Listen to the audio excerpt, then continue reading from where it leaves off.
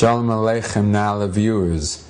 This is Rabbi Heshi Reichman with another Shem Shmuel Drasha about Chasidus. Our Parsha this week is Parshat Noach, and it's taken from Shem Shmuel, beginning on page Ayin Aleph, and we hope we can get to page Ayin Dalet. Ashir is dedicated to the memory of Rachalea Bas Reb Chaim Tzvi, Alei Shalom. Shem Shmuel, in this particular discussion, makes somewhat of a detour back into Sefer, into the Parshas Bereshis, and coming then back to Noach, so we'll follow his lead. In the Medrash Tanchuma in Parshas Noach, there's a drash concerning Parshas Bereshis, which says as follows. It says, we know this part of this from the Gemara, of course. Al shalosh averos nashim mesos b'shas leidasan.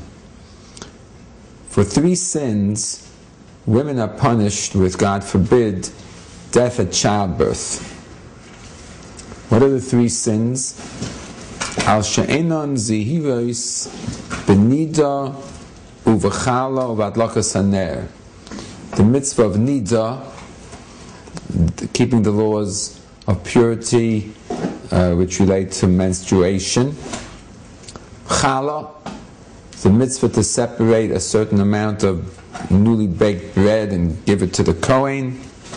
Uvadlakas haner, and the mitzvah of lighting candles for Shabbos. These 3 mitzvahs protect women at childbirth.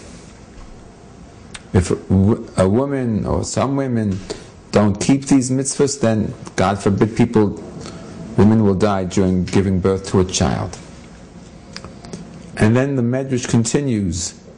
Why these 3 mitzvahs? Nida, Chala, Hadlakas Haner. Why are these the 3 mitzvahs which are the protection for the child and mother during childbirth? So the Medrash says, Amar Kadosh Baruch Hu, the Almighty said, Adam Harishon Tchilas Briosi Haya. Adam Harishon, the first man, was my first creation. And it's Dabral Eitz Hadas, and he was given the commandment not to eat from the tree of knowledge. And then his wife Chava succumbed to the urgings of the snake. She ate, and she gave her husband to eat. So she, in effect, made him sin and was responsible for the punishment, which of course was death, because Adam and Chava prior to the sin were supposed to live eternally. And because of the sin, they were given the punishment of death. So, we say as follows, says God. The Torah says, Shefech dam ha'adam ba'adam dama yishafech. If a person spills another human being's blood, then his blood should be spilled.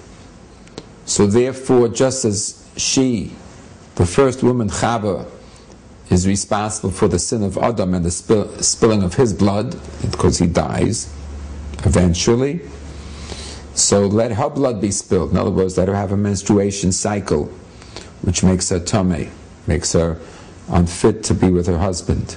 So this is one level of the result of the sin. The dam nida is a result of the misa of Adam. So that's one mitzvah. Next mitzvah, chala. Hitimo chalasa shalolam. The choicest, finest loaf in the world, or bread in the world, was Adam. Why? Because how did God make Adam? He took dirt and he took water and mixed the dirt and the water, made mud. And from this mud he fashioned the body of man and blew into it the soul of life. Now, the way the way God Almighty fashioned man's body is very much the way people fashion bread or challah. They take flour, mix it with water, and make the dough. So since Adam is challah, he is the finest bread which God baked, so to speak, from all of his creations, and she ruined that bread because she sullied it, contaminated with sin. She was matame, the challah of the world. So therefore, the way she should fix that particular sin